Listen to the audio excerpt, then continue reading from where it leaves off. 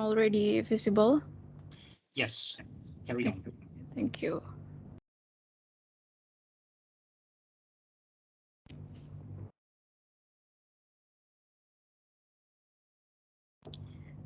Okay, so hello everyone. Good afternoon, Sir Priantoro, and good afternoon, everyone. So, in today's discussion, I'm going to present about the topic that already selected by Sir Priantoro, which the title is Macro and Micro Evaluations of Task-Based Teaching by Ruth Ellis. It is prepared by me. My name is Francisca Inapaskawur. So without any further ado, let's take a look at the first part of this material. So regarding the material this time, it is related to task-based language teaching, or what what we can shorten as like a TBLT. So the main point in TBLT, it leads to planning learning materials and teaching session based on doing tasks. It's a necessary form and refers more to activities where communication is required. And then it aims to develop learners' knowledge of a second language and their abilities to use their knowledge in a communication by engaging them in a series of communicative tasks. So, as I said, that this TBLT, it is like related to the communicative approach. So it is an activity that focuses on having students like using authentic target languages to complete meaningful tasks. For example, like situations they might encounter in real world or real situation. For example, like how to introduce themselves, how to talk about themselves, their families, their needs, and so on. So in the task-based language teaching, here the focus is not on the grammar syllabus and vocabulary, but on what the learners needs to complete the task. It's also more about helping students develop linguistic strategies to meet the given task limits of what they know about the language target. So this in here because the TBLT is like how we use the language spontaneous, like both spoken and written, rather than like absolute accuracy, that it is based on the result of the assignment. So in this TBLT is like a approach used in a foreign language teaching situation where the communication and the practicality of the language are the main focus rather than like the teaching and explaining the language forms. Or maybe for example, like we learn to drive a car. So we imagine if we just study the road rules and the instruction manual for the car. So it is like a would you then be able to drive? So what about if we learn to drive by actually driving? So well, in the same way, this TBLT is based on the idea that we learn uh, a language by using it. So rather than by studying its different components. So next, it is about defining a task.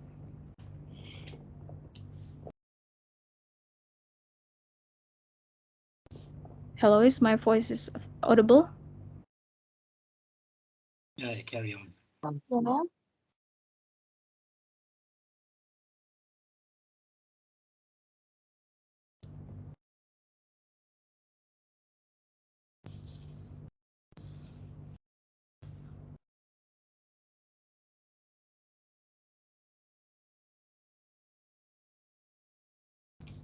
We're losing you, I think.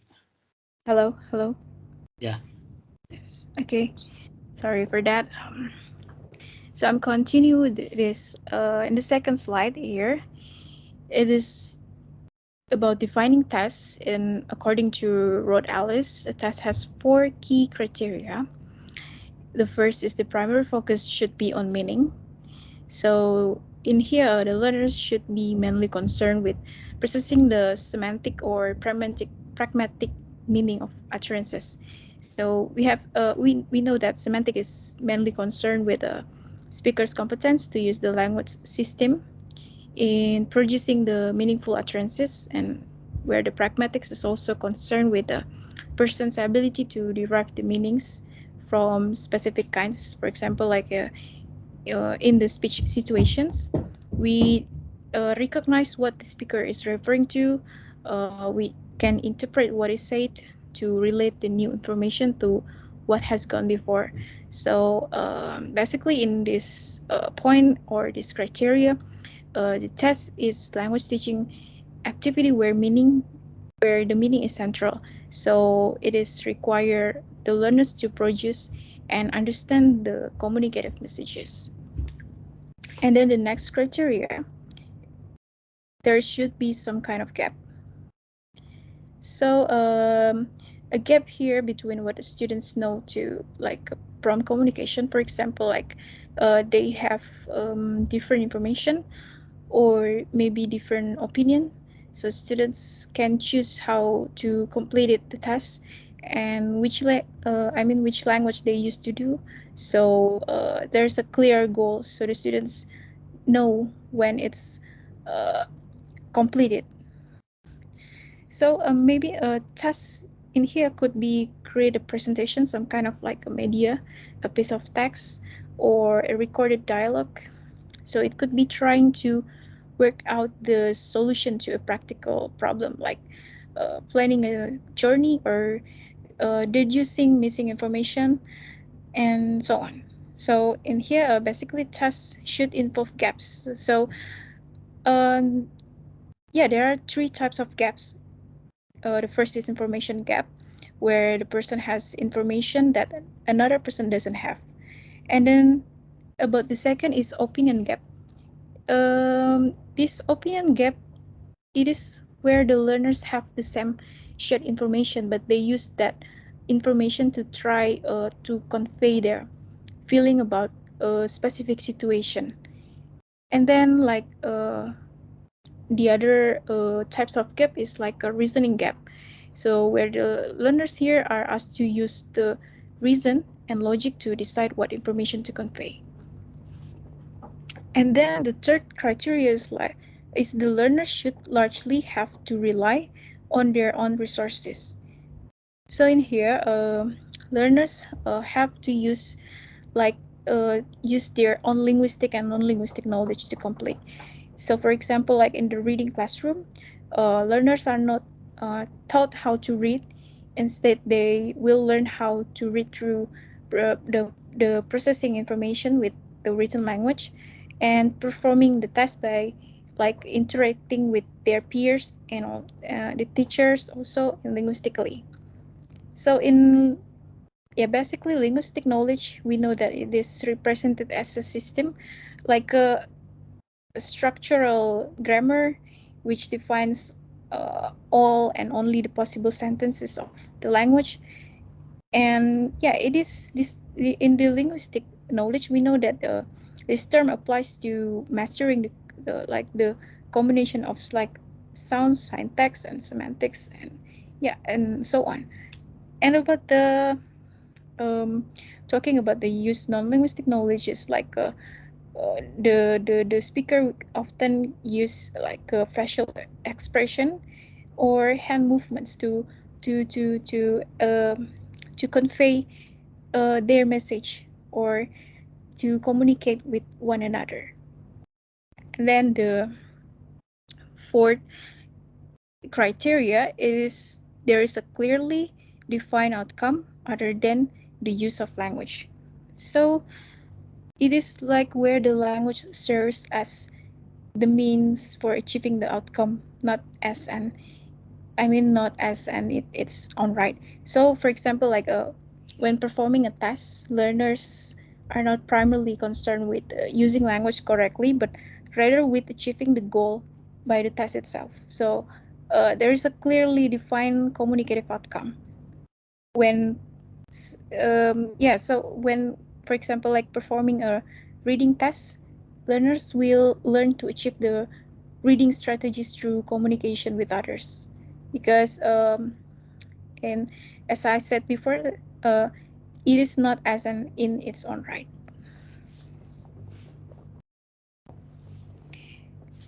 And then the next,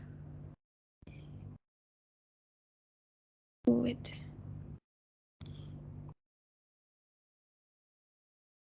and then the next, it is based on Ellis criteria. He distinction distinguish between tasks and situational grammar exercises. So he claimed that a distinction can be made between tasks and situational grammar exercises. We know that situational grammar exercises is different also with the tasks.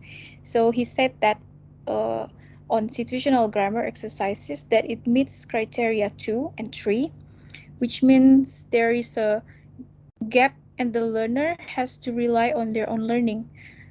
And however, it doesn't meet criteria 1, which it is focus should be on meaning under criteria 1, and because the learner knows that the primary purpose of this activity is wait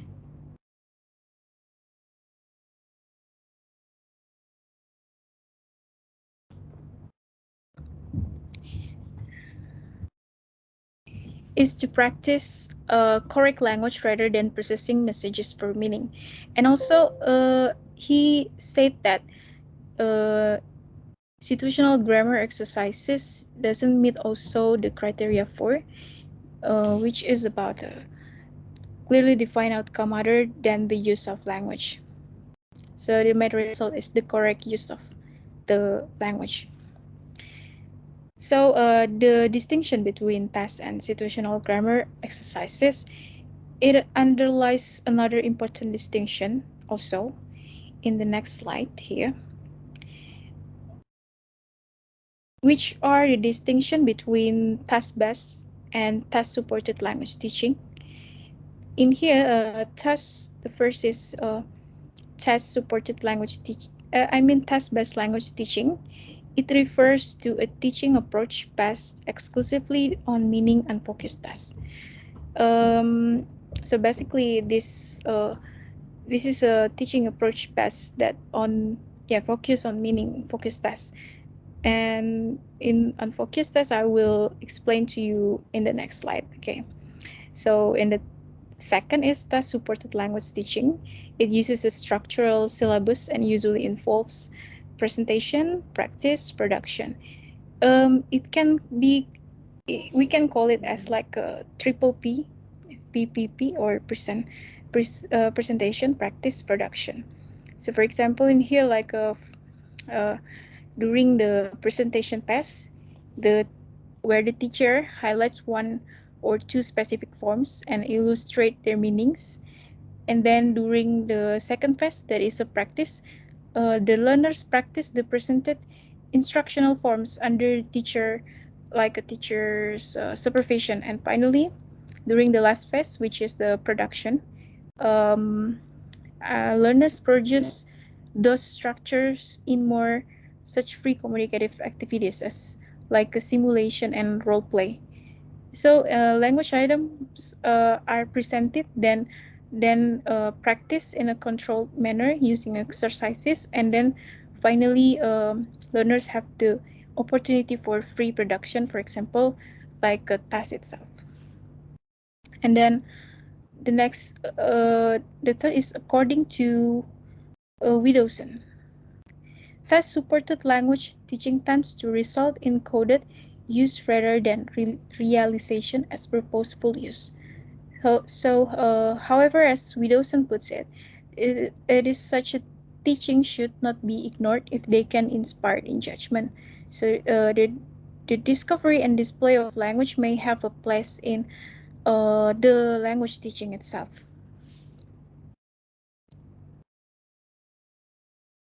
However, in this next slide is tests can be distinguished in a number of ways. as I said to you before, that unfocused test here, I will explain to you.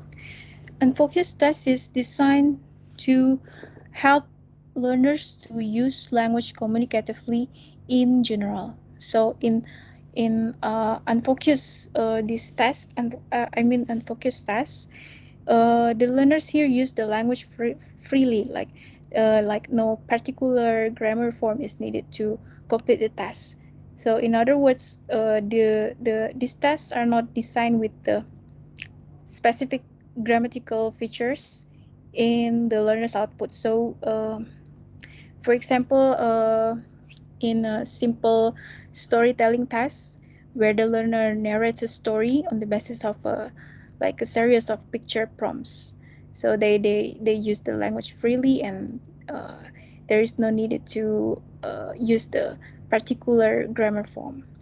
And then about focus task, is it is designed to help learner to use language communicatively by using specific language features. In this focus task, it is contrast with the unfocused task. So this the learner will need to use a specific grammar form in order to complete them. So, for example, uh, uh, um, the learners are playing the role of a real estate agent, so they don't have access to their partner's information, but they need to convince him or her that one specific uh, property is better than another. So the most likely situation is that the learners end up using the comparative structures in order to complete the task. So focus tests have to design in such a way that learners focus on meaningful issues, such as selling a property they want to sell, but at the same time are forced to use specific linguistic features, such as like the comparative structure that it needed in this example. So the next, it's about input providing tasks. It engages the learner in listening and reading. Uh, in the input based tasks, the learners process the input via listening or reading. So typically it operationalized as listen and do tasks where the learners listen to verbal input and then they demonstrate their comprehension through non-verbal tasks. For example, uh, listen and choose the correct pictures, and yeah. And then output providing tasks, it engage learner in speaking and writing. So this output providing tasks, it is like the learners are engaged in producing meaningful spoken or written output in the second language. So for example, uh, they watch an TV show twice, or the two times of video, and then they summary it with like an oral summary. So for example, they watch like a TED talk or TED talk, so they make a oral summary test in order to enhance their vocabulary acquisition from viewing the video itself. And then about the closed outcome test, it has limited number of outcomes. So basically, a test can have a closed or open test, and in this closed test is like one that has one or at least a finite number of possible outcomes. For example, the learners are asked to find the different tasks. It is from two images, so they identify it. So this task, it can be considered as a closed task if there are an infinite number of differences. And then about the open outcome task, it has many possible outcomes.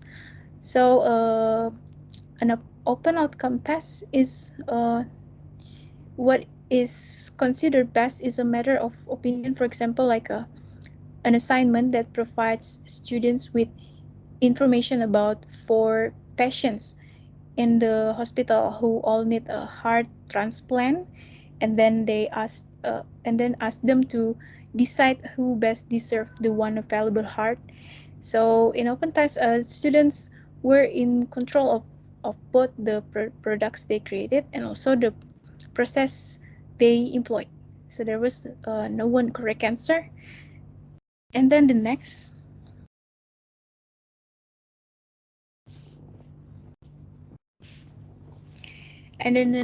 it is about the approaches to evaluating TBLT. So there are two, which are macro evaluation and then micro evaluation. So let's see for the macro evaluation first. Macro evaluation can be defined as evaluation that seeks to answer one or both of the following questions. The first is, to what extent was the program or project effective and efficient in meeting its goals? And second, in what ways can the program or project be improved? So we have the definition of macro evaluation. It is an evaluation carried out for accountability or developmental purposes by collecting information relating to various administrative and curricular aspects of the program, including teaching the materials. So basically, macro evaluation is based on the analyzing and collecting the information that relating to administrative and also the curriculum program teaching materials on, so it helps to identify if objectives of a program have been met and which aspects can be improved. um, about how the students responded to the teaching, for example, like how engaged they were using the self-report methods, such as like questionnaires, interviews, and so on. So similar about teachers' perception about TBLT. And then the second types of the approaches of TBLT. It is micro evaluation. A micro evaluation is characterized by a narrow focus on some specific aspect of the curriculum or the administration of the program. So yeah, basically in this micro evaluation, it's based on analyzing the effectiveness and efficiency of the task. So do the task meet learners' needs, or also the level of the participants also, and so on. So in order to meet the requirements of administrative and curriculum program, so it uh, to keep our learners engaged and motivated, so it ensure the best learning outcomes. So it is also crucial to be aware of uh, about the different types of the tasks. And then the next, this is the figure 9.1, where the here macro and micro evaluations in language teaching. In here, the macro evaluation address every aspect of the course or the program. And for example, in here, administrative and curricular matters. And the assignment micro evaluations here can help to inform the macro evaluations of curricular materials by providing the information about the material use, also the teacher administering the courses in here, and also the learners evaluation. So however, in Rod Ellis also claimed that microevaluation has value in itself, both because it provides a basis for deciding whether a particular test is successful, and also because it serves as a source of reflection and self-development for the teachers.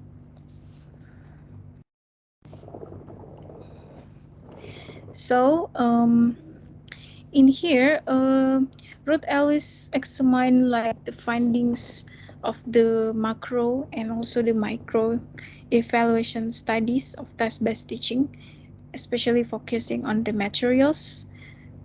So the first, it is macro evaluation of task-based teaching. In here, Beretta and Davies in 1985 conducted a macro evaluation of task-based teaching.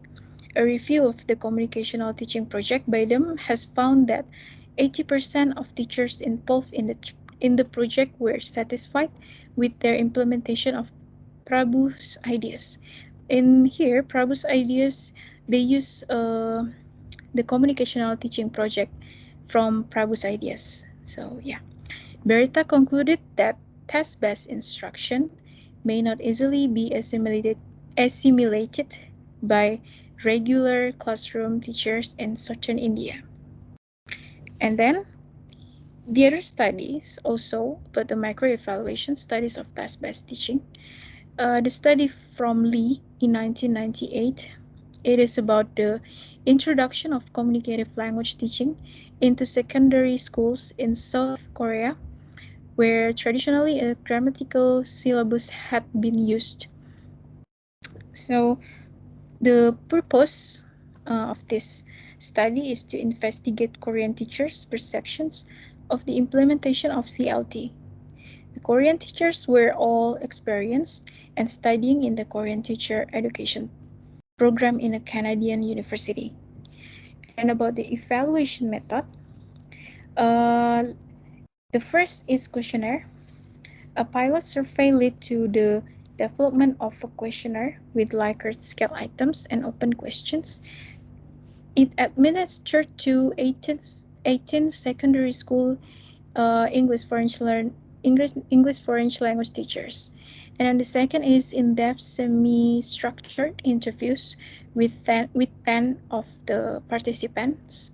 And then qualitative and quantitative or number of mention analysis of the data. And then the findings here, teacher report difficulties in using CLT in Korea. The first is difficulties caused by teachers, which are deficiency in spoken English and also in strategic and social linguistic competence, and then lack of training in CLT, and then few opportunities for retraining in CLT, and then misconceptions about CLT, and then little time to develop the materials. And then the second is difficulties in using CLT in Korea is students, so which are low proficiency in English, and then lack of motivation to develop communicative competence, and then resistance to class participation. And then the third is educational system, which are large classes, grammatical based examination, insufficient funding, and also lack of support. And the last is CLT itself, inadequate account of EFL teaching, and also lack of appropriate assessment instrument. And then the other study of macro evaluation test-based language teaching is from Michelle and Lee in 2003. It is about two settings explored.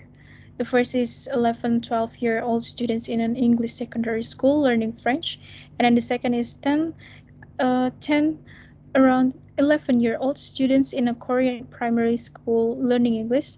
The teachers, teacher E and teacher K of these classes were both female and experienced, and they spoke the TL as second language.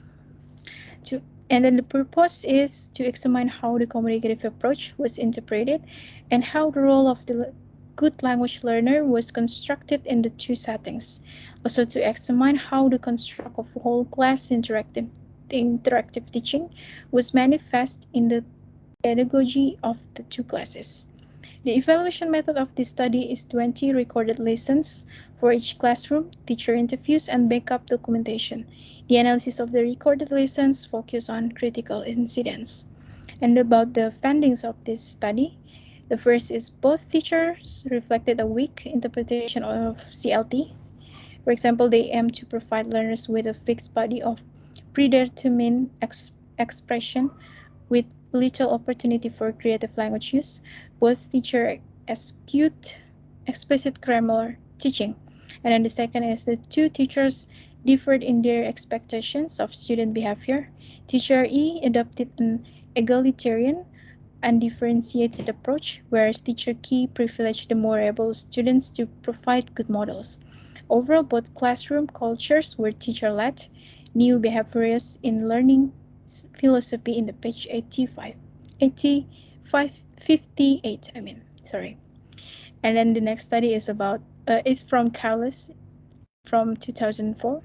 It is about primary school classroom in Hong Kong.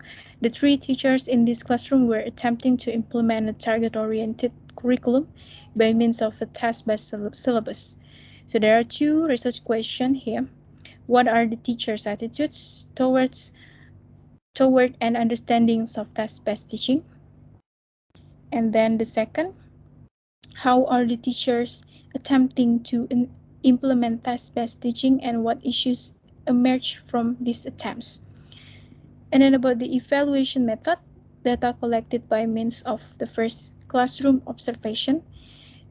There are 17 lessons per teacher, field notes and lesson transcription, and then 6 semi-structured interviews, and then an attitude scale data analyzed qualitatively with findings presented in terms of representative classroom episodes for each teacher. And then about the findings, overall, the task represented language practice activities rather than genuine communication, and the teachers manifested a poor understanding of what the task was. Three key issues in implementing task-based teaching were identified. The first is use of mother tongue. MT quite widely used, and teachers expressed concern about its use, although two of them acknowledged that some use was legitimate, for example, to facilitate the activity. And then the second is discipline challenges. There was a tension between the need for students to talk and the desire to maintain a quiet, orderly classroom. And then the third, target language production tension arose when the test didn't result in the teacher expectation about student use of English. For example, students spend too much time on non-linguistic activities such as drawing. And then the last studies is Butler from 2005. It is about the governments of Korea, Japan, and Taiwan have introduced English teaching in primary schools with the expectancy that the focus will be in oral communication. The purpose is to identify and compare local elementary school teachers' concerns regarding the introduction of communicative activities in Japan, Korea, and Taiwan. The evaluation method in here, there's a multifocal ethnography involving presenting teachers with videotape scenes from lessons in the different countries to elicit inside and outside comments. And the findings itself, the teachers in the different countries employed similar activities but with different motives. For example, modeling language versus authentic communication, which led to different activities. And the second is teachers expressed concerns about how to develop communicative activities that were developmentally suitable for higher grade students.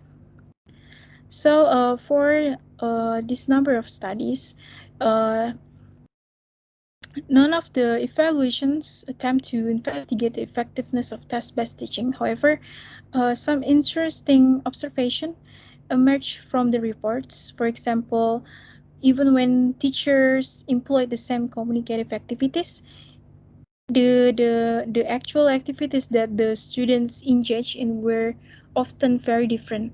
So one teacher defined tasks as activities involving the active participation, real life relationship, and also learning by doing, putting the language and learning to use. So um, the yeah basically the Franciscan. yes sir.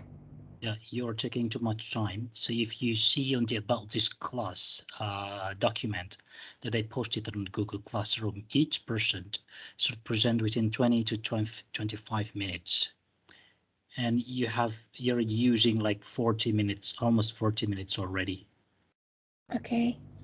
Thank you, sir, for the information. So I will minimize the time. Thank you, sir.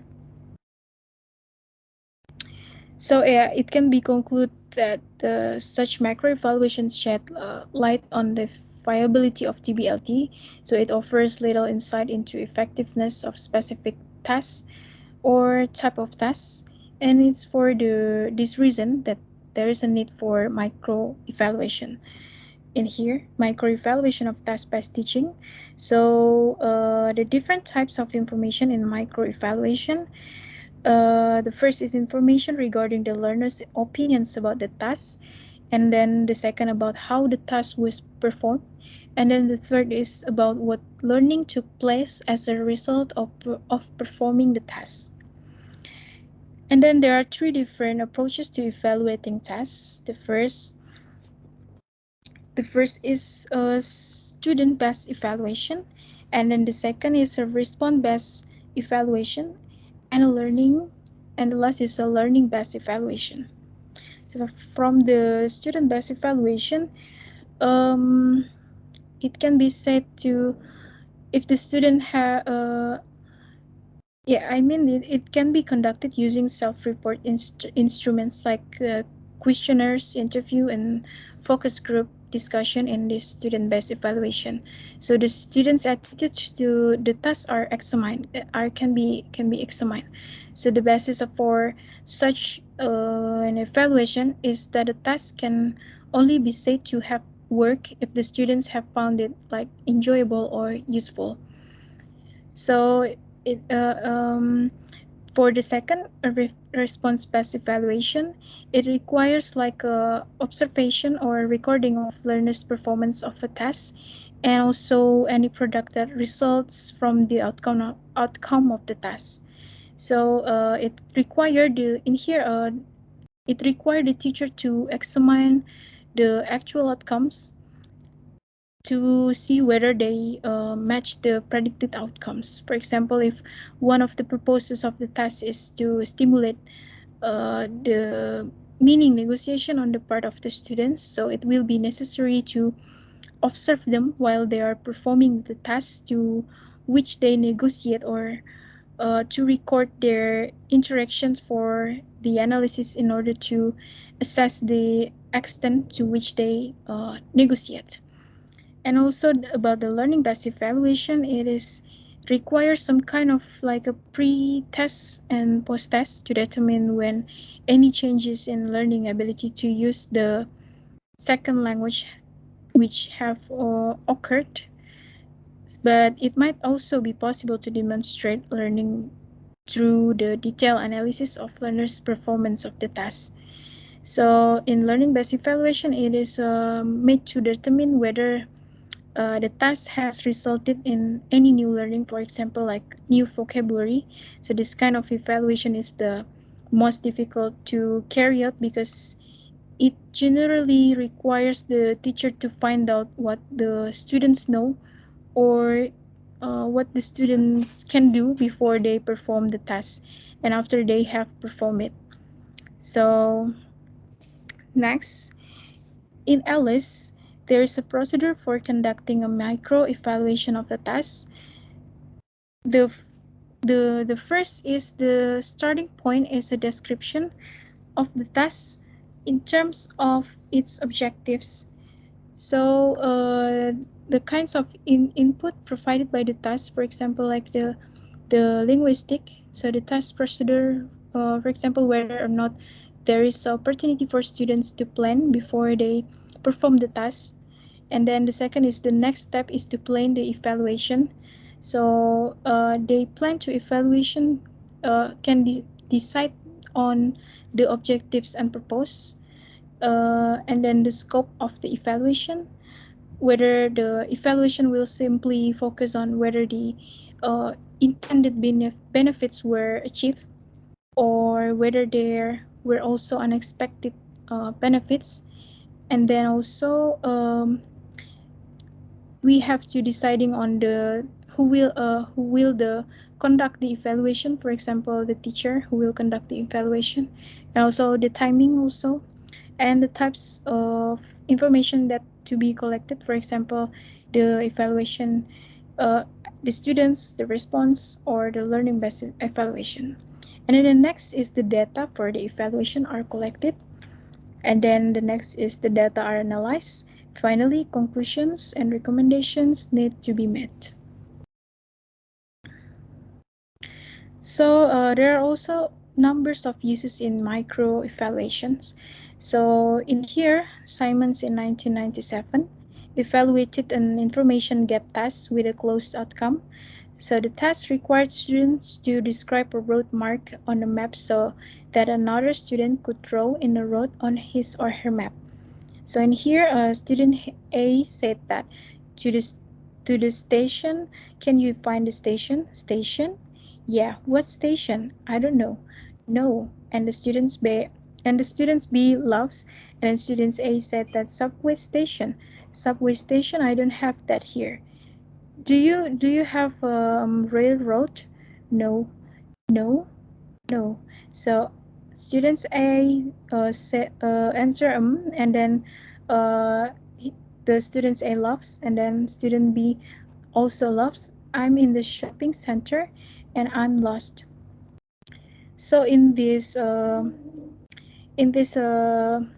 studies, it is where students A describe a road mark on the map, and the student B could draw in the road on his or her map, but the two maps were not identical, and the students A map here included some information that was missing from the students B.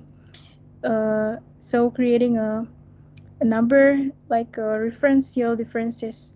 So in here, Simon's aim was simply to establish whether the task was successful in eliciting the meaningful communication. So he concluded that this information gap test was an effective device for inducing learners to use the second language communicatively.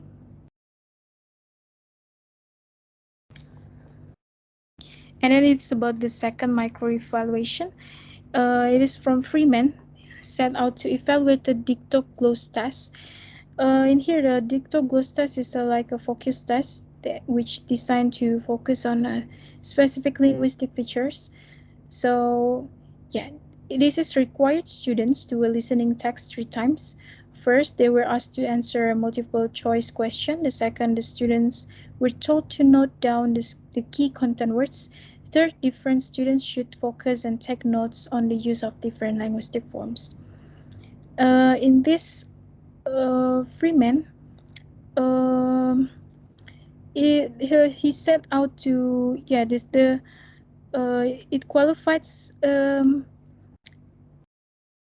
I mean the on the first micro evaluation here, the students were asked to listen to a dictogloss text 3 times, and then on the third listening, they were told to focus and take notes on the use of different linguistic forms. So the student then work in the groups of 3 to reconstruct the text and write it out. So they were also asked to engage in a number of language center as they discuss their reconstruction. So Freeman here conclude that the students were largely successful in achieving the outcome of the task. And about the third micro evaluation, it is conducted by UN in 1997. It examined the two decision-making tests. He was interested in investigating the effect of implementation of variable pretest planning and the analysis of focus on syntactical complexity and also syntactical variety and lexical variety. So the results in this study, it is like an interesting finding uh, is that the opportunity to plan didn't affect the learners' performance of the test in the same way. So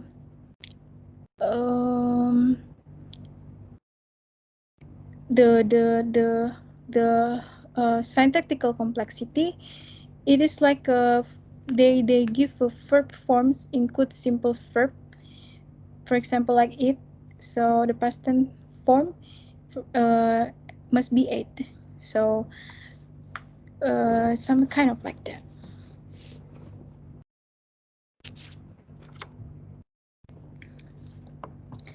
So the summary of these three micro evaluation studies. In here, the type of tests from Simon's: information gap, unfocused and close, the purpose and accountability, and the approach is response based, and the data collected, transcript of students' performance of the test, the analysis frequency of different language function. And then the study of Freeman, the type of test, reconstruction test, focus and close, and the purpose is accountability and improvement. In here, I forgot to explain about the accountability. Accountability here, where the evaluators need to investigate to what extent the test achieve the target aims. And about the improvement here, it is like how the design features or the implementation of tests influence the performance. For example, like how linguistic complexity of the test affected the learner's performance. And yeah, for the I continue for the approach from the study Freeman. It is response based and student based, and then the collected data is student responses to questionnaire, observation notes, transcription of the audio recordings, students' notes, students' final product, and then the analysis, students' attitudes towards task, use of target features in language-related episodes, observes, comments, accuracy of final product. And then from the study UN, the type of task, the decision-making task and focus and open. And then the purpose is accountability, and then approach is response-based. And then the data collected is transcripts of audio recording of the task. The analysis is measures of linguistics complexity. And so from these three studies that have examined whether students' performance on a micro evaluation test actually results in learning. So the two of the studies from Simon and UN found that students' performance of the test varied quite markedly, and of the three studies, only the Freeman studies focus test really lend itself to a learning-based evaluation. So, in the next is Chance in 1995, summing up of her own experience of doing a micro-evaluation. A micro-evaluation is a good introspective opportunity for evaluating teaching techniques and materials. So, basically, there's also only one disadvantage. Francisca, I Yes, think sir. you're almost taking 1 hour to present this. So I think you should stop right now and give the opportunity for the other speakers. Yes, sir. This is the last presentation from. Yeah, no, there is no time. So Okay. we have only 20 minutes left for two speakers, and you've used like almost 60 minutes already for yourself. Okay, sir. So stop sharing your screen and let's move forward to the next presenter. Okay, thank you, sir. Thank you, everyone, for the nice attention, and good afternoon.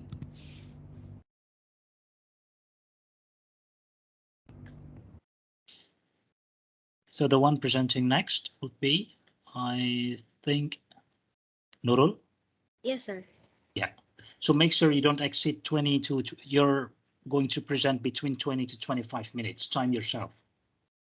Yes, sir. Okay. I'll try my best.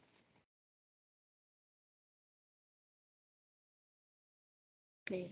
Is my screen is visible? Yeah, go ahead. Okay. Good afternoon, everyone, and good afternoon, Sir Prehantoro. Today presentation, I will present about what do teachers really want from course books is by Hitomi Masuhara. This is the content of the presentation today. The first is introduction. The second one is needs and wants analysis, and teachers and endangered species, empowerment of teacher, opportunities for change, new opportunities for teacher, and the last one is conclusion. Introduction part. The introduction is this topic will be covered by several points. The first one is expectation of teacher that do not match the reality of the teaching material. When Masuhara had experience as a teacher, he always wanted something from the textbook, such as a book to be interesting, inspiring, flexible, and efficient, so that it didn't require extra work in implementing it. But his expectations were not in line with he went through were. In fact, he have to adjust the material every time he wants to use it. For example, textbooks that are approved and circulated by the government are always bound by a syllabus that has been limited and contains rigid learning methods. Maybe we also, as a student, often experience this where the teacher only teach and provide material based on the book without anything that interesting on it, whether the term of discourse or in term of the teaching method is being used. This eventually became his focus, where he felt his ideal material had not been achieved. And the next is about the curriculum is only centered on a student in designing materials. This is due to the rapid development from year to year in English as a lingua franca as a global need, where in the end many books are designed and emphasize that the book as a product to meet the needs of students. And the next is about studies on teacher are still hard to find, where there is uncertainty about the teacher profile in the teaching background, and many studies which ultimately regard teacher as anonymous beings that they are expected to adapt flexibly to the rules determined by learning objective, method, and learning theory as stated by Larsen Freeman and Richard and Rogers. In the end, Masuhara argues that the study of needs and desire of teacher needs more attention through these studies, considering the importance of a teacher position in teaching and learning. Because it is the teacher who has a role in realizing the curriculum, syllabus, teaching methodology, and determine like in providing material in class. Based on several things that are considered for the title of the question expressed by Masuhara, in this topic, there are 5 main topics to discuss in this chapter. So this the needs and wants analysis. It basically talk about which will address the question of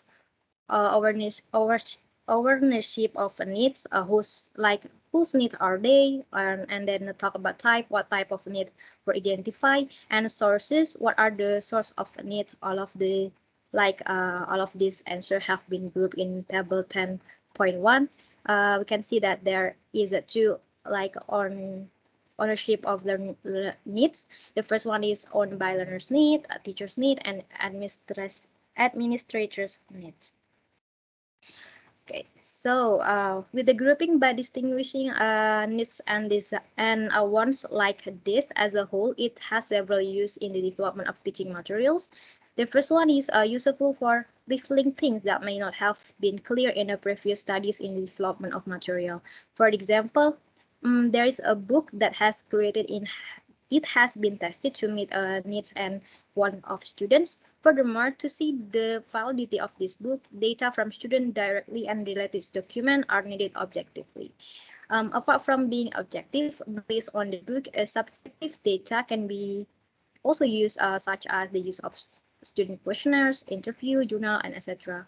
However, it is claimed that these tend to be varied and lack in a reliability aspect, such as to determine the learning needs, which are only based on the questionnaire given the teacher, to know whether the book has met their learning needs. Unfortunately, the result that will be obtained will only measure the teacher's opinion, what it doesn't always represent the actual needs. And the next is about The summary of needs in the table that we saw earlier is necessary to see that each different category can affect the needs of others. For example, from the books, when a teacher is asked what the teacher needs from textbook, it may be influenced by several things such as a lack of resources and strict syllabus of administrative needs. It may also be influenced by the measurement of student needs, the teacher perception of needs of student. For example, students who are extrovert or introvert in interacting in class require different attention or need from the teacher, and can also be influenced by wishes of the teacher. Now we will discuss the explanation of teacher needs and teacher wants, specifically described in a figure 10.1 and 10.2, that which we will look at together after this. What is the teacher needs? Starting from the specific needs of teachers, as we can see in a figure 10.1, it can be seen from two general areas, namely in terms of personal trait, which is include age, gender, personality, preferred teaching style, culture, and educational background, and others in terms of nature. And for the professional skill covering field and level of expertise, length, and type of teaching experience, make Masuhara distinguish three types of resources to identify the teacher needs. The first one is by self-perceived, where teachers can find out and express what kind of need that they need. This is like kindly personal to the teacher. This can be done through writing diaries, journals, questionnaires, interview, and by adding reflective comment to classroom observation record. And the next is about perceiving by others, through others, where includes needs that are not realized by the teacher with the help of being identified by others. For the example, observation are made when the teacher teach or conduct interview and questionnaire on teacher respond by colleagues, teacher training, or researchers. And for the example, the observers such as colleges might find some of like the teacher issues in teaching.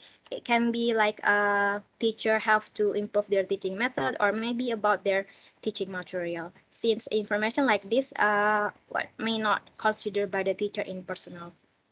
And the next is about objectively measurement, which will identify through measurement, analysis, and interpretation of documents, such as record of selective use of a coursebook, record of the use of homegrown materials, and classroom observation, and etc. And then from the identification of needs like this, it is very useful for teachers to identify teachers' psychological needs to support teacher development, to help teachers cope with change, and to help teachers for having alternative on redesigning the materials and for choosing different materials. And I give an insight for new approaches in teacher development courses, give information for the content, coverage, and format of teacher guides as a teacher guides, provide content inventory in developing and evaluating material, and then determine the criteria based on the teacher need for evaluation. So the teacher for the teacher wants.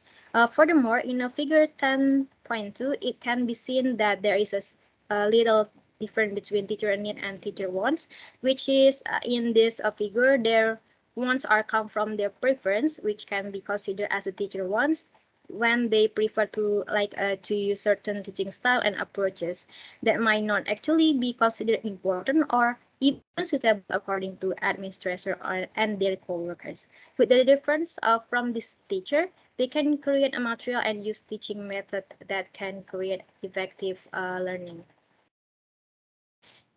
This is the next topic is about teachers and endangered species. And endangered here is more like to connect the lack of teacher roles as the important aspect in designing a learning curriculum, or in designing material where most of the process of making it dominated by the material producer like the publisher or yes. And we can see from picture 10.3 as a linear model X in the development of curriculum or course design procedures, traditionally recommended by experts, which includes objective and decision regarding the best method, and materials are made according to the teaching context and the needs of students.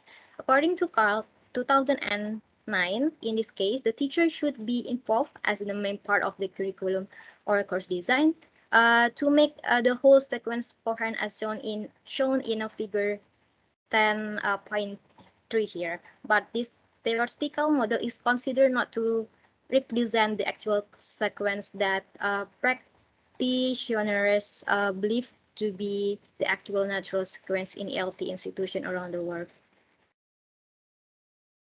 When compared to the order that is more representative of the actual order according to some practitioner, we can see the difference.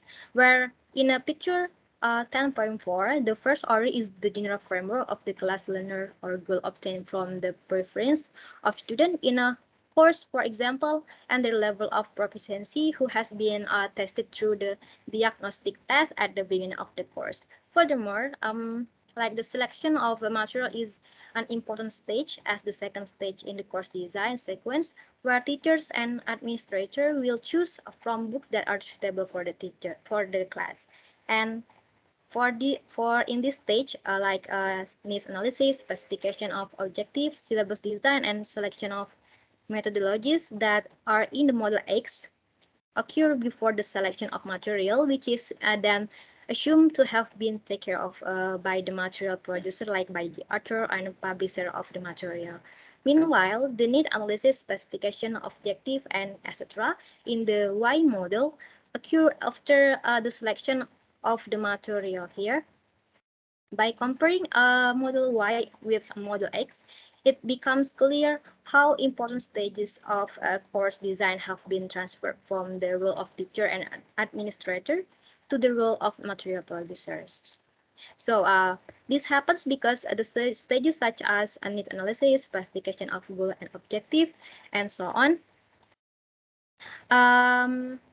choosing a methodology in curriculum development may or may not have been placed by author and book publisher, while teacher and administrator are even said to be less involved in the supervising the process of these stages. So this is the next topic is about empowerment of teachers. In the discussion of empowerment of teacher here, it consists of the suggestion from the literature or even from the Masuhara on his previous same topic, followed by various development in accordance with the advice given in every aspect of teacher empowerment, which contains 6 important aspect points. One is the need for objective measurement of the quality of published course books. It is stated by Selden in 1988 suggests that several ways to achieve objective measurement. There are 2 of them. First, teachers should be willing to introduce which magazines are suitable for ELT textbook, as stated by Bloomfield 1980.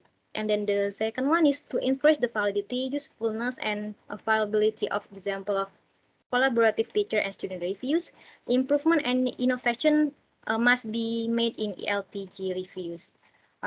For its development, point 1 has not materialized, possibly due to increased user and context that don't allow simple comprehension. And for point number 2, improvement and innovation have occurred and are functioning well. And then the next is about more stringent and systematic material selection producer. Masuhara, as an author in year of 1998, in his book version, suggests several things such as the need for a systematic review that will compare evaluation, checklist, and empirical study on the needs of student and teacher, which he thinks can facilitate the development of the database of evaluation criteria. And now for the progress can be seen in various suggestions, as now more checklists and framework are available for selecting materials systematically, and progress can also be seen with the increasing number of reports on material development project worldwide in the journal of International Material Development Association, MATSDA. And then Next is establish user evaluation feedback method and routes. There are three types of evaluation suggested by Rea Dickens in 1994, where he suggests a pre-use evaluation that is carried out before using the textbook as the first stage. The second evaluation is used when using textbook, and finally a post-use evaluation, which is measured in terms of student performance. Development in this three type of evaluation can be seen from the large number of graduate students involved in material development research, involving use and post-use evaluation, and the presence of feedback during use and after use by several authors and publishers in their materials during through their trials. And then the next is build a system for the needs and teacher wants that are reflected in the production process. And for this discussion of its development will be found in part 5 in this presentation. Okay, next is a broader perspective on the teacher development. Masuhara also suggests in his book in 1998 of this chapter, things such as teaching development, courses for material evaluation component, adaptation and writing, as well as the inclusion of research methodology training should be included in the postgraduate course in TEFL or TESOL and in applied linguistics. The development of this suggestion is in the mandatory research methodology courses as a part of postgraduate study by the Higher Education Funding Council in England, and also by the existence of specialized material development courses at a number of universities around the world that offer material development modules in postgraduate courses, like in the England and South Korea. Next is a more acknowledgement of teachers' non-teaching expertise and workload. As Jensen 1986-9 suggests some stages of decision making, making rules and products in curriculum development, such as in a table 10 point. Such as curriculum planning, decision-making rules is policymakers, with the product is policy document, and specification with and means need analysis. Methodologies are decision-making rule, and syllabus is like the products. Program implementation, material writer will produce teaching materials. Teacher trainers will produce teaching training program. And the last one is classroom implementation. Teacher will create a teaching act while learner the learning. Okay. So this opportunity for change part, there are two main topic here. The first one is producer carry out various stages in the material evaluation, as written in the Masuhara books, with the debate about for and against. The first book seem repetitive and tend to be continuing, where there is no regular communication by material producers and user. Therefore, Masuhara through the production process and use of material. For the evaluation of the material made by the producer, they carry out various stages of production such as planning, drafting, evaluation, piloting, production, and also post-production, which according to the producer is a form of opportunity to reflect the needs and wants of a teacher through the questionnaire. And then the next is Masuhara finds various interesting things in his personal communications with the representative of major publisher who show a certain reservation and skepticism about the value of the questionnaire survey by mentioning the various reasons that like teachers don't seem to have much to say, teachers seem unwilling to do anything the publisher asked to do, and the teacher were not cooperative in turning the questionnaires as a need and desire survey for them. This is the new opportunity for the teacher to this part, a new opportunity will discuss where the teacher can involve themselves more in three action of curriculum development that contains example of the activity in each part. The first one is a new opportunity for teacher forum hosted by publisher. An example of this teacher forum is in the form of first, like evaluation meeting by inviting teacher representative to a lunch meeting to discuss things such as identifying good and useful activities from the textbook that have been provided, then discussing why the selected activities are then deemed useful to do with monitoring and facilitators such as material writers. And then the next is take your pick sampling meeting, like by providing three type of mini course book where all the books are based on the same text but have different approach. And then the next is users meet to become producers. With example of an interesting case mentioned by Tomlinson in 1995 about a teacher in Namibia who produced material at the national level where he worked with a publisher where they brainstorm the type of textbook needed, syllabus design, search for materials, writing units, then are given feedback by other participants and the facilitator, and editing is done under the supervision of a facilitator. Then what has been formed is like the book or the material is brought back by the teacher to the school to be tested and inform the revision process. With the three example of teacher meeting before, there are criteria for success that can be identified. The first, the teacher's work is recognized, time, place, and prices are provided properly and correctly. And then the next is can reduce teacher frustration in the near future about not having the type of book they want. And the last one is a meeting like the three example before are useful for teachers on development where they can meet and discuss issues that are relevant to the other teacher.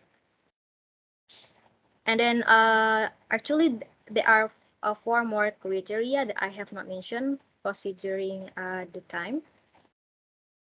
Let's move to the next. The next is about new opportunity, like institution-based evaluation. There are three examples of this opportunity. First one is evaluation of the use of materials that are scheduled as a staff meeting during the teaching hours. For example, for the selection of materials, meetings are held for staff and teacher who will be tasked with the teaching certain lessons. And then the next is keep recording of usage by noting which part of the book may be used and which are not. Subsequent meetings like this can reflect and analyze why some of the same passages were used but others were discarded. And then the last is post-use. It is to validate selection criteria at a staff meeting. This meeting will validate the pre-use selection criteria generated before starting their use in the course, for example. Based on the three opportunities regarding various evaluation, several success criteria were obtained, including first, time and place can be guaranteed well in the teaching hours because selection and evaluation are considered as an important aspect of teaching and development. And then there is an opportunity for teachers to discuss problems, share their experience and expertise in building teacher resources with other colleges in the form of collaboration, which it can reduce the amount of individual work. And the last one is there are various prospect of great benefit in the future. Then this is the last aspect. The time is up, so please okay, stop sharing your screen and let's welcome the last speaker, Stella. Stella, you can share your screen now.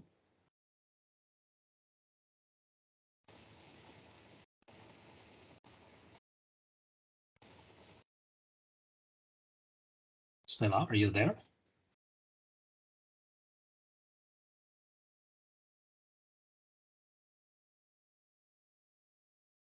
Okay, great, but I can't hear you. Is your microphone open, Stella?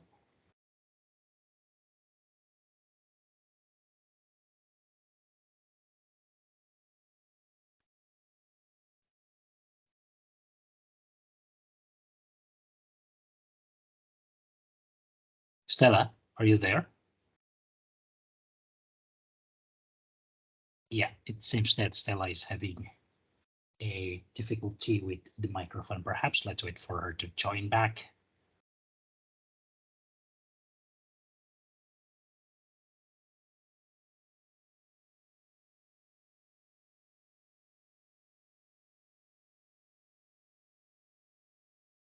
Okay, so I think my microphone is having an issue, so I have had to. No, it's okay, Stella. We can hear you now. Okay, let me join again using my. I just need to join again using my laptop. I have had to refresh it a little. Take just a minute.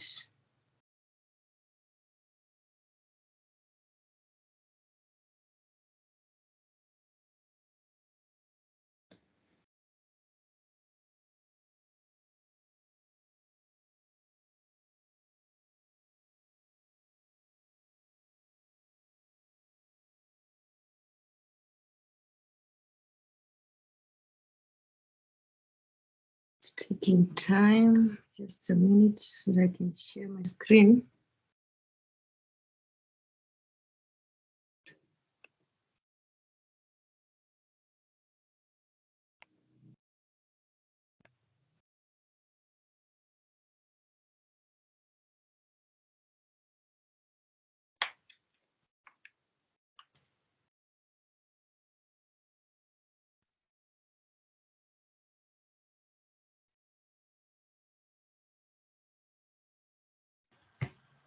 Okay, can you hear me now?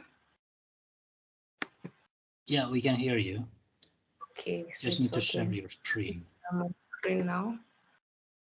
Just a minute.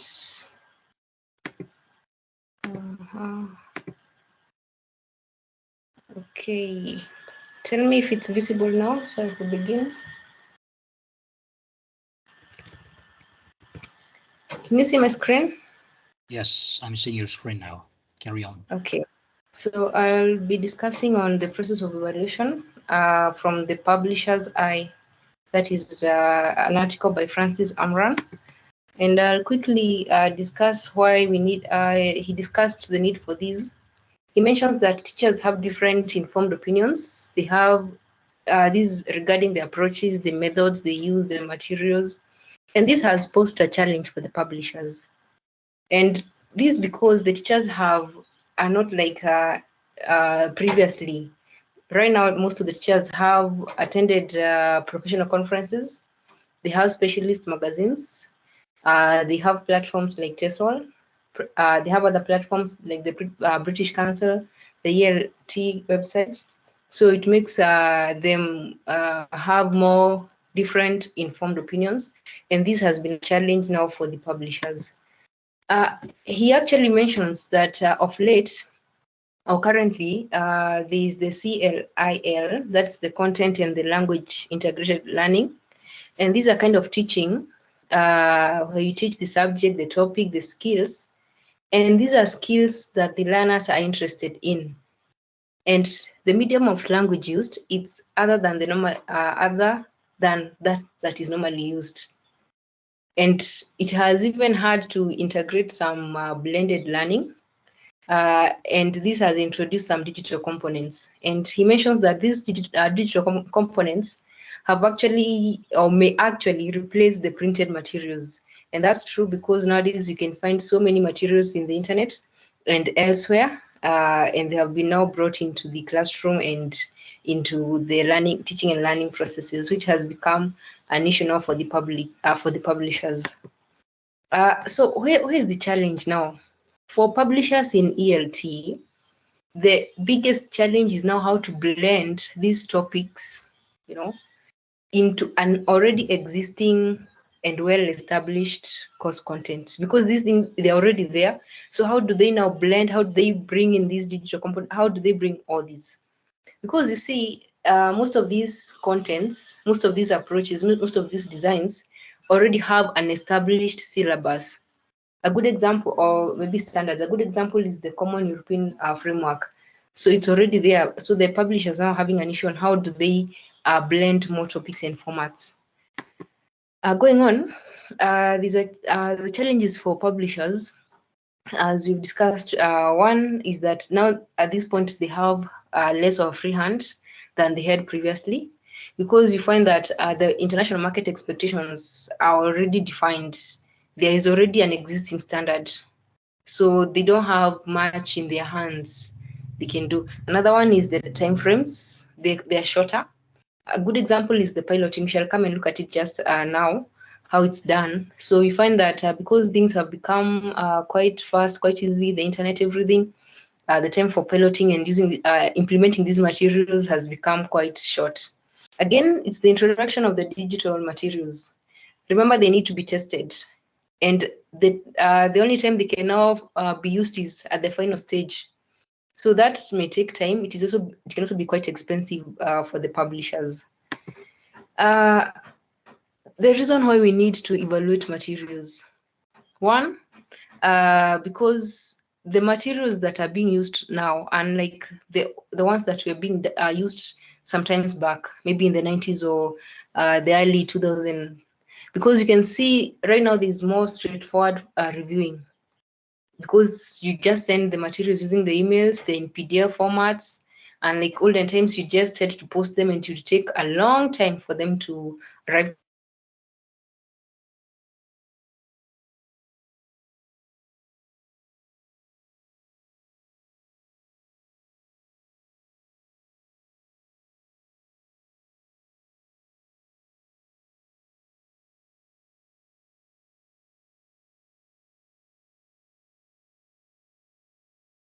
Seems that we are losing Stella again. Just this, the voice, sound.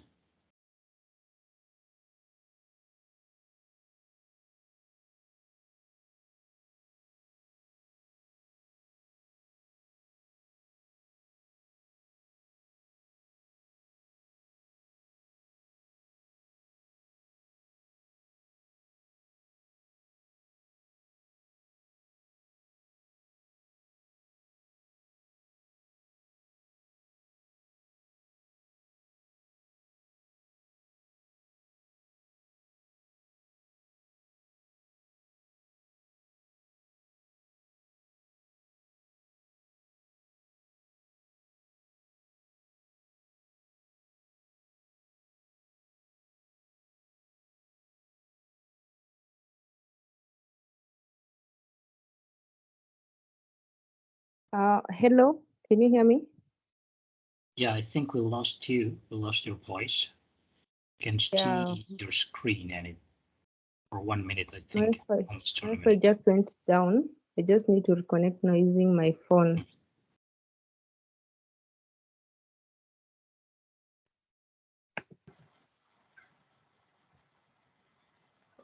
Okay, and I'll resume sharing my screen. I'm sorry about that.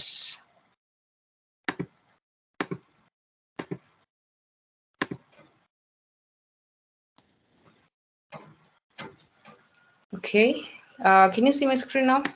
Can you hear me? This is where you were previously before you got disconnected. Okay, so yes, I was talking about evaluation.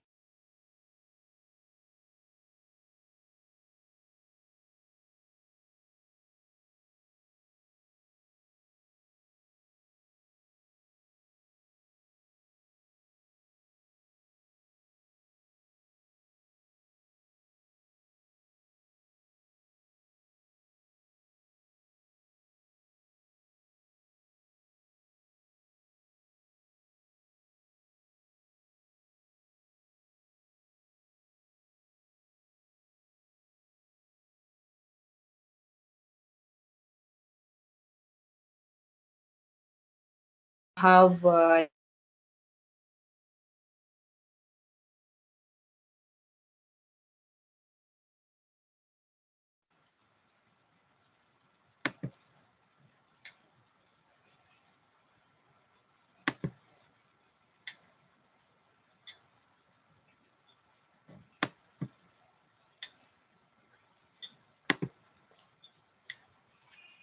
then we have the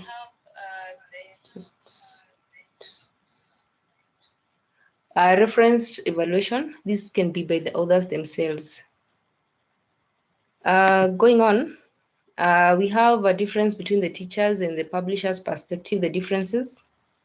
As you can see, teachers already now have information about their students. Unlike the publishers, they are developing materials for people they don't know. This one, again, teachers are able to review, they're able to refine their materials. For publishers, they have to wait for feedback. And again, for teachers, they can reflect on what worked on well. Of course, you can see for the publishers, they don't have a real opportunity to review the materials being used. In selecting the materials to review, we find that publishers do three things. They can either evaluate using the generic questions, they can have a specific reason, or they can use the scope or what you call the sequencing. And the sequencing here is a plan for course syllabus so that they're able to review and know the kind of material they're going to produce. The research methods the publishers use, we have piloting. These can be in real classrooms. They can have the teachers or they themselves. Again, it can be through the sales team in the markets and all that. And then you have reviewing. There's a handout I have shared at the end, a link that you can check on how reviewing is done, because it's given to academics or experts like teachers, and they're able to give feedback. Then there's the focus group. It can be selecting some people, and then they have a face-to-face meeting with a facilitator, and they ask questions regarding the material. And of course, questionnaires like the Survey Monkeys, some of you might have used it. They can also have expert panels. They can cooperate with academic or material developers. A good example is the Cambridge University Press. They can go and have editorial visits, or they can go to the classrooms and observe. They can research, and all these are places they can research. These are links I have shared. I'll share the handout so that you can just check these links where the publishers can do their research on. That is when they're doing their research. And who benefits from these? Of course, we have the piloters in the schools, and of course the teachers and the academics. And are there problems when it comes to evaluating materials? Yes, because you find that some reviewers do minimum. They do not provide any useful information. Again, some tell the publisher what they think the publisher wants to hear. You can hear an example like, your materials were wonderful, no need to change them or no need to add anything. But again, that might not be true. Again, some criticize the materials without even identifying what the problem is. They just say it is not good. You need to do it again, and they don't tell you what you need to do. And again, there's a risk attached to putting unpublished ideas out for trial. Yes, and of course, getting a range of representatives where you have centers for piloting and all that can prove to be difficult. And of course, in the focus group, these are some of the questions you'd ask. You'll find it in this copy, in this slide I'll share. Do you like any of these units? Maybe in unit 3, what specifically do you like? Maybe it can be answered, it's the way it is structured. What do you like? Why do you like the structure? When would you use the workbook activities? Why don't you like the other units? And all that.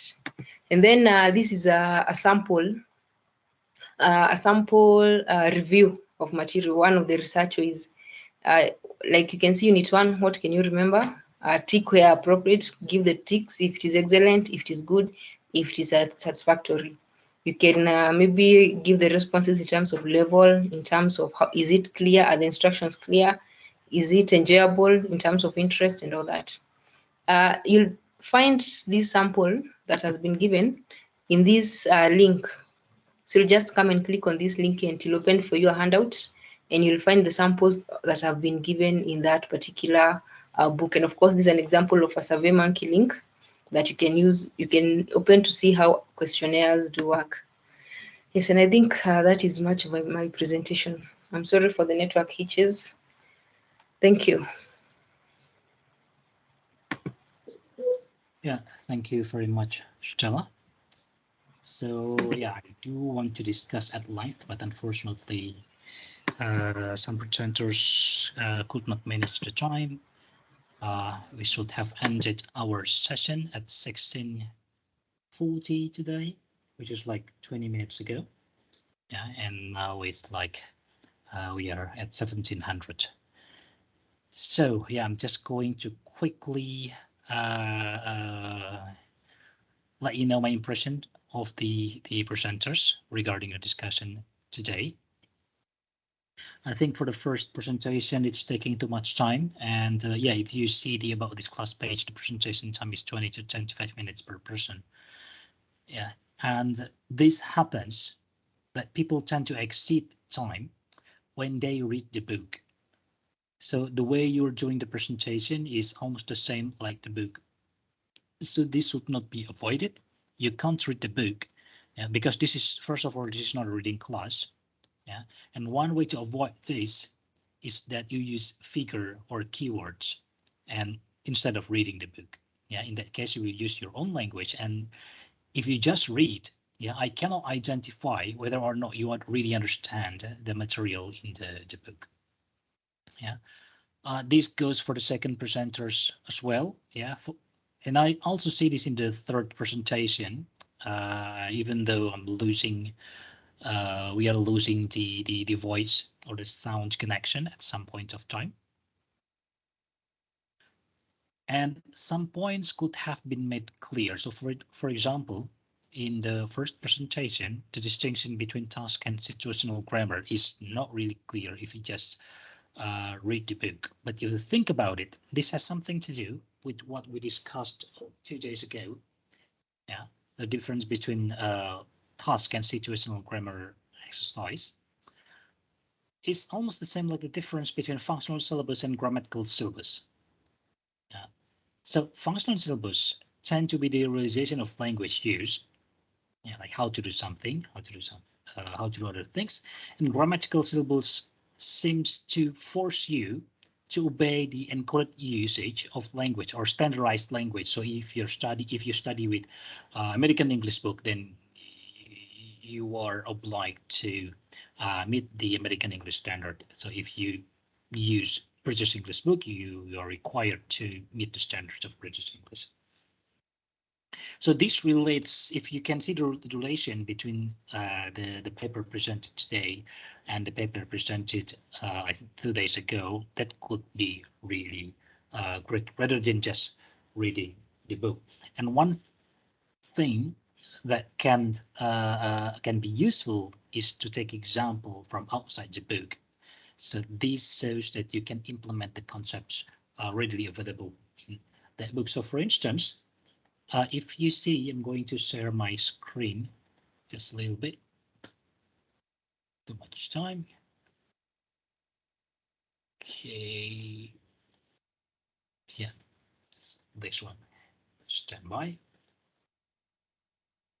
So it seems that when we are reading the paper about evaluations, there seems to be a striking difference between task and situational grammar exercise. So they seem to task-based and task-supported language learning. So they seem to be like two different creatures. Yeah, whereas in practice, these two seems to be really difficult to separate. So for instance, have a look at this. So this is taken from Interchange, a general English book, which I usually use for teaching first year student in non-English department. So if you can see here, this is the unit, like this is the title of the unit. It tells what the unit is about, what is being discussed here, and here, the first column. So we are at unit 3 here. Second column here, yeah, this is very much reflecting the functional syllabus. Okay, what students can do after this, so they can talk about price, give opinions, discuss preferences, making comparison, buying and selling things. So this seems to be like a functional syllabus, but if you see the other column, yeah, this is pretty much like grammatical syllabus. So in reality, it is quite difficult sometimes to find a book that is totally functional, adhere to functional syllabus, or to find a book that totally adhere to grammatical syllabus. And we can also apply that for task-based learning and the binary opposition. Yeah, so in this case, this is like a grammar focus. That's what it is called in interchange. And this, I think, this is like speaking. Yeah, speaking and grammar. Okay.